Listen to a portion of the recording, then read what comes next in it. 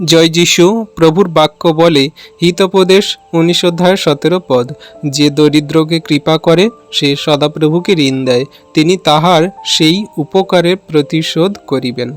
বিশ্বাসী সন্তানরা, আমরা যদি সেই দরিদ্রের প্রতি কৃপা করি, তাহলে আমরা সেই দরিদ্ররা যারা প্রকৃতরূপে দরিদ্র, আমরা অনেক দরিদ্র, অনেক গরিব দুস্থ মানুষজন দেখি, কিন্তু যারা প্রকৃত সত্যি দরিদ্র, তাদের যদি আমরা কৃপা করি, মানে তাদের যদি সাহায্য করি, তাদের পাশে দাঁড়াই, তাদের মুখে দুবেলা দুমুঠো অন্ন তুলে দেওয়ার মতো তাদের বস্ত্র, তাদের কিছু যদি আমরা দিয়ে সাহায্য করি, তাহলে সদাপ্রভু আমাদের প্রতি সেই আশীর্বাদ অনুগ্রহ করবেন। আমরা সদাপ্রভুর কাছে ঋণী হয়ে থাকব।